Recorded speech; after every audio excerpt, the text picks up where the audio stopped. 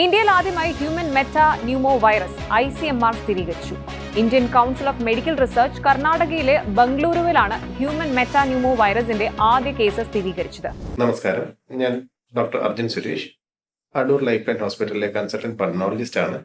നമ്മളിപ്പോൾ കേട്ടുകൊണ്ടിരിക്കുന്ന HMPV അല്ലെങ്കിൽ ഹ്യൂമൻ മെറ്റാ ന്യൂമോ വൈറസ്, ഇത് പുതിയ കോവിഡ് ആണ്. ഇതാണ് എല്ലാവരുടെയും ചോദ്യം. നമ്മൾ ആദ്യം ഇതിനെക്കുറിച്ചൊരു ബാക്ക്ഗ്രൗണ്ട് പറയാം. അതായത് ഈ വൈറസ് നമുക്ക് ഏകദേശം ഒരു 2000 തൊട്ട് അറിയുന്നൊരു വൈറസാണ്. അപ്പം തന്നെ പല മൾട്ടിപ്ലക്സ് PCR-നകത്തും അതായത് വൈറസുകൾ കണ്ടുപിടിക്കാൻ പറ്റുന്ന ഓൾറെഡി ടെസ്റ്റുകൾ അവൈലബിൾ ആണ്. ഇതിൽ പലതിലും ഓൾറെഡി ഉണ്ടായിരുന്നു, ഉണ്ടായിരുന്നു മുമ്പ്. ഇത്രയും പാനിക് ഇല്ലായിരുന്നു എന്ന് മാത്രമേ ഉള്ളൂ. ഇപ്പോൾ ഇതിന് പുതിയ പാനിക് വരാൻ ചൈനയിൽ ഒരു ഔട്ട്ബ്രേക്ക് ഉണ്ടായി എന്ന് പറയപ്പെടുന്നു. Details are not yet known clearly. Basically ഈ ഒരു വൈറസ് നമുക്ക് സാധാരണ ഒരു ജലദോഷം പോലെ തന്നെയാണ് വന്നു പോവുക. ഒരു ചെറിയ തൊണ്ടവേദന, ജലദോഷം, മൂക്കൊലിപ്പ്, ശരീരം വേദന, ഇത്ര മാത്രമേ ഉണ്ടാവൂ. ഒരു കണക്ക് പറയുകയാണെങ്കിൽ നമ്മൾ കുട്ടികളിൽ എസ്പെഷ്യലി ഉണ്ടാവുന്ന 10 മുതൽ 12% വരുന്ന ഒരു റെസ്പിറേറ്ററി വൈറൽ ഇൻഫെക്ഷൻസുകളിൽ ഇത് തന്നെയാണ് ഒരു കാരണമെന്നാണ് പറയപ്പെടുന്നത്. അപ്പോൾ ഒരിക്കൽ വന്നു കഴിഞ്ഞ് കഴിഞ്ഞാൽ മെജോറിറ്റി ഓഫ് ആൾക്കാരിൽ നമുക്കൊരു പ്രായം എത്തുമ്പോഴേക്കും ഈ ഇൻഫെക്ഷൻ കിട്ടിയിട്ടുണ്ടായിരുന്നിരിക്കണം മുമ്പ് എപ്പോഴും. ഇവരിൽ പൊതുവേ മൈൽഡറായിട്ടുള്ള ഡിസീസേ വരാറുള്ളൂ.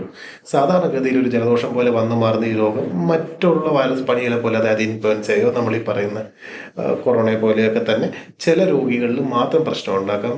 എസ്പെഷ്യലി നമ്മൾ ഈ H1N1 ഇൻഫ്ലുവൻസയിലൊക്കെ പറയുന്നത് പോലെ ചെറിയ കൊച്ചു കുട്ടികളിൽ വേണമെങ്കിൽ ബുദ്ധിമുട്ടുണ്ടാക്കാം. അതേപോലെ തന്നെ പ്രായാധിക്യവും അതോടൊപ്പം തന്നെ മറ്റു രോഗങ്ങളുള്ളവരിലും ഇത് ചിലപ്പോൾ വേണമെങ്കിൽ താഴത്തോട്ട് പകരുകയും ന്യൂമോണിയ ആവുകയും ചെയ്യാം. അതും യൂഷ്വലി ചികിത്സിച്ച് ഭേദമാക്കാൻ പറ്റുന്നത് തന്നെയാണ്. ഇപ്പം കാതലായ ഒരു മരണനിരക്ക് ഇതിന് ഇല്ല എങ്കിലും സിവിയർ ആയിട്ടുള്ള രോഗങ്ങളിൽ, അതായത് ഇപ്പം നമുക്കൊരു ക്യാൻസർ രോഗിയാണ് അല്ലെങ്കിൽ ലങ് ട്രാൻസ്പ്ലാന്റേഷൻ എന്തെങ്കിലും കഴിഞ്ഞവരിലൊക്കെ ഇത് വരികയാണെങ്കിൽ നമുക്ക് പ്രതിരോധമില്ലാത്തതിനാൽ തന്നെ ഈ പറഞ്ഞ രോഗം മൂർച്ഛിച്ച് പ്രശ്നമുണ്ടാക്കാൻ സാധ്യതയുണ്ട്. ഇത് എങ്ങനെ തടയാൻ പറ്റും? ഇതായിരിക്കണം ഇപ്പോഴത്തെ ഏറ്റവും പ്രധാനപ്പെട്ട ചോദ്യങ്ങളിലൊന്ന്. നമ്മളിപ്പോൾ ജലദോഷം എന്തെങ്കിലും ഉണ്ടെന്ന് വിചാരിക്കുക. നമ്മൾ തുമ്മുമ്പോഴോ ചുമയ്ക്കുമ്പോഴോ ഒരു ടവൽ എടുത്തിട്ട് നമ്മൾ വായൊന്ന് പൊത്തിപ്പിടിച്ച് കഴിഞ്ഞാൽ ഇത് മറ്റുള്ളവരിലേക്ക് പകരുന്നത് ഒരു പരിധി വരെ തടയാൻ സഹായിക്കും. മാസ്ക് ഉപയോഗിക്കുന്നത് ഹെൽപ്ഫുള്ളായി എന്ന് വരാം.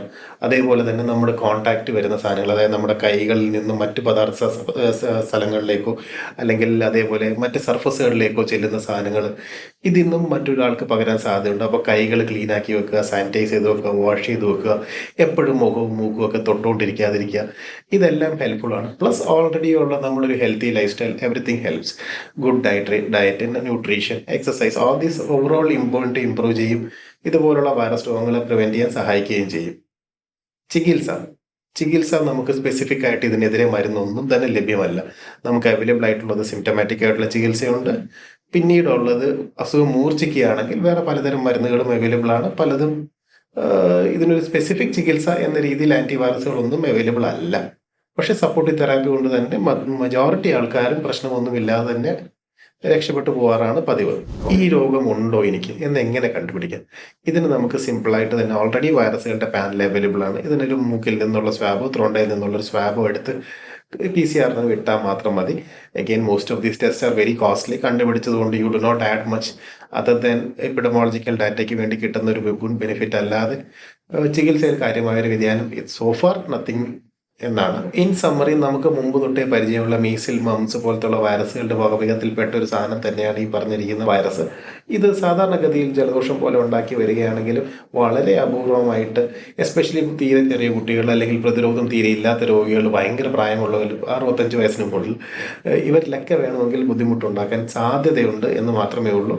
ഇത് ഏതൊരു ഇൻഫ്ലുവൻസ പോലെ അല്ലെങ്കിൽ ഒരു വൈറൽ ഫീവർ പോലെ തന്നെയുള്ള സാധ്യത തന്നെയായിട്ട് കണ്ടാൽ മതി. ഇതിൻ്റെ പേരിൽ പാനിക് ആവേണ്ട ഒരു സാഹചര്യം അറ്റ്ലീസ്റ്റ് ഇപ്പോൾ നിലവിലില്ല.